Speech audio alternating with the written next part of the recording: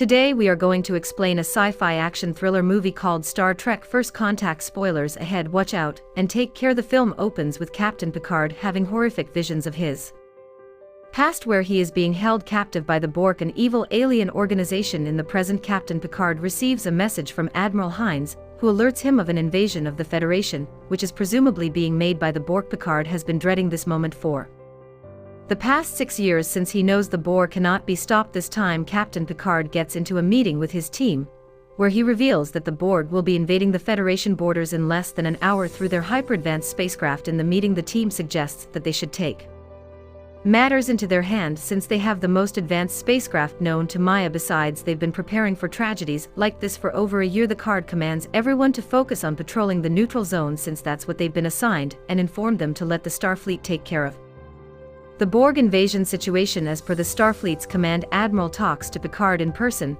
and asked him to spill the real talk. That's when Picard reveals that the captain of the Starfleet specifically doesn't want people like Picard on this mission because she doesn't want him to come in contact with the Borg since he's been captured and assimilated by them once. Soon the Borg breaches the Federation borders. Picard and his team cure the Starfleet, failing to stop the Borg through the radio transmitters in a ship. An entity from the Borg speaks in an intimidating tone, telling everyone to surrender their ships and clearly projects their agenda, saying they want to take over humankind. When the situation gets out of hand, the Starfleet commands for reinforcements at the battle stations. Picard and his team decide to violate the direct order to stay back and head toward the battle station to volunteer. Picard takes a quick observation of the Borg's queue and gets Admiral to talk to every present spaceship on their side. Through the portal, he asked everyone to fire at a certain coordinate of the cube on its command. However, everyone opens fire as per Picard's command and succeeds in destroying the cube. Unfortunately, a sphere falls from the cube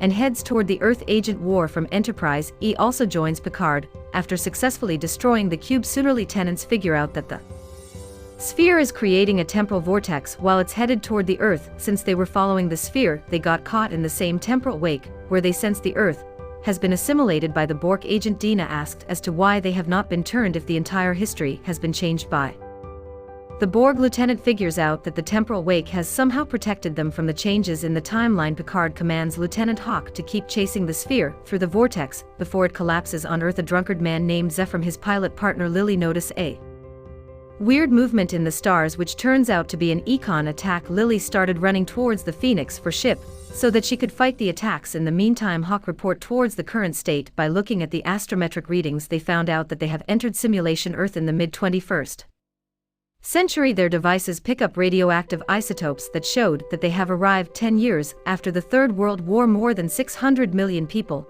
are dead in the simulation, and very few governments are left. The team catches the sphere opening attack on surface levels in the Western Hemisphere, the North American continent. They open an attack on the sphere and destroy it. Picard demands to know the exact date and location so that he can figure out what was the Borg up to investigate. The team decides to land on Earth, and in disguise they enter the cockpit. It was being attacked by the Borg. The place contained missiles that were almost damaged by the attack. That's when Laylee shows up with her gun and started firing at them. Picard yells to stop shooting since he's here to help, but Lily has a hard time believing. Lily feigns. All of a sudden, this allows the team to examine her. They found out that she's been poisoned by radiation, which is coming from damaged parts of the missile. The doctor teleports her and Lily back to sickbay, their medical facility, whereas Picard and the rest of his team continued looking for Cochrane, the ship owner. Picard calls for Commander Burton's help in repairing the ship's broken engine since they have 14 hours left till the ship launches itself and explodes nuclear missiles. While Deanna talked to Picard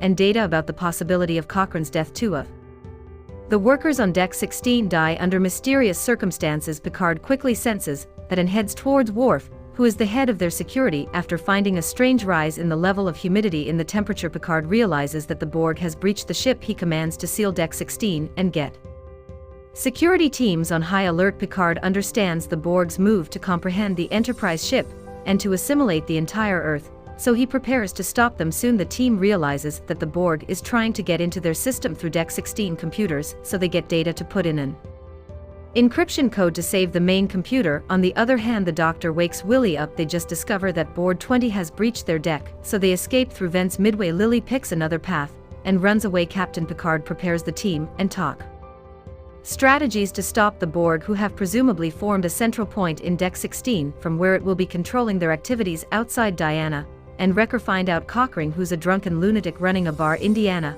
and Wrecker have a debate on whether to tell him everything about the time travel and the doom that awaits them. Meanwhile, Picard and Worf separate into two teams and begin patrolling the Enterprise ship. The Doctor's team is united with Worf's team. She alerts Worf of Lily, who has escaped. She asked them to look for her and to keep her safe.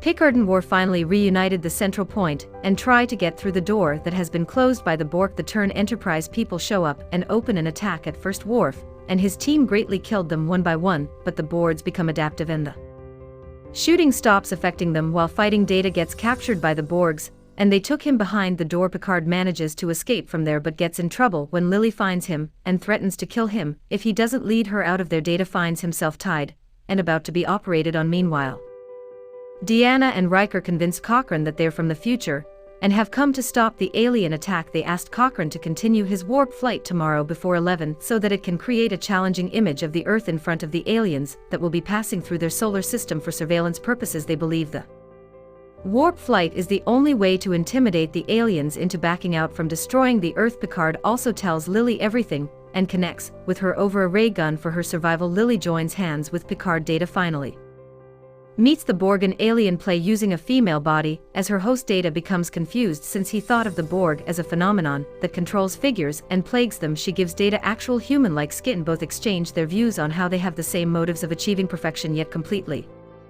contrary approaches to attaining it. But a car gives Lily a tour of the ship, which has 24 decks and is 700 meters long. He also shares that he's from the future. He takes Lily to distract the Borg and get him to the chamber where they can create possibilities of their own. He manages to kill the Borg, a Turn member of his own crew, and takes out the neurotransmitter from its guts, which have stored all the memory in it. Meanwhile, Burton and Cochrane work together to repair the warp and get it going by 11.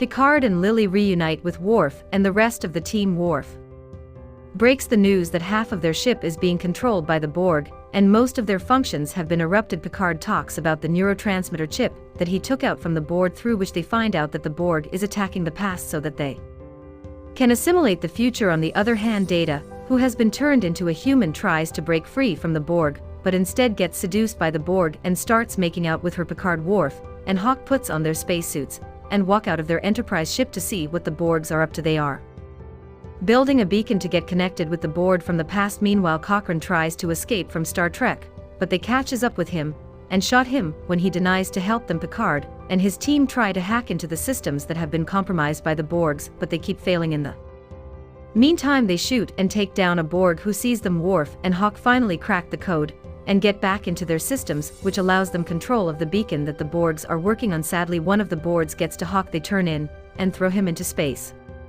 Picard uses his intellect to dodge the Borgs and carry on with the work. He's finally able to detach the beacon that starts levitating in space. Hawk shows up and attacks Picard since he has been turned into a Borg, but Picard fights back and kills him. Worf, on the other side, shoots the beacon and destroys it. This immediately grabs the main Borg's attention, who has other plans for Data. Riker and Deanna forcefully get Ring to launch the missile. Meanwhile, on the Enterprise, Worf and the Doctor suggests that they should explode the ship to get rid of the Borg since they have taken over more than half of their ship. Picard loses his sanity over this idea and fights with them and Lily. He believes that they must draw the lines and not sacrifice the Enterprise for the Borgs that are already in too much debt for the damage they have caused on Earth.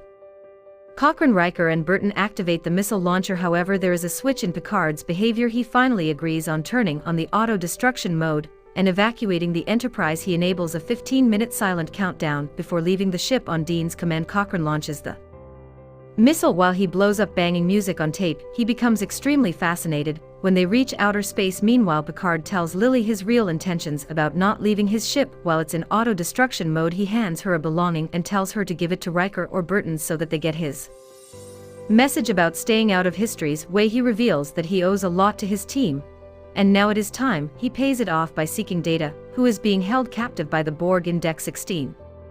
He breaks into Borg's headquarters built inside the Deck 16 and gets shocked to see what they have done to Data that is growing human flesh and blood. The Borg shows up and reminds herself of Picard, who was once Locatus. Picard plays it cool and convinces her to let go of Data, and he will surrender himself with no resistance this time, much to Picard's Disappointment Data has been played by the Borg, and he doesn't leave. When he's asked to, instead the Borg gets Data to deactivate the self-destruct mode and remove the encryption code so that they can get full access to the main computer. Dave also hands over Picard to the Borgs, saying he would make a good drone. Meanwhile, the missile launch moves past the Enterprise and comes to Data's attention. The Borg, who is just about to slit Picard's throat, commands Data to launch an attack on the missile. Data gets the wrong aim and immediately punctures the gas chamber just as they had planned in the first place. The Borg yells at him for the betrayal. Picard sees some hanging pipes and climbs up to save himself. The Borg sticks to his leg, but Data comes from beneath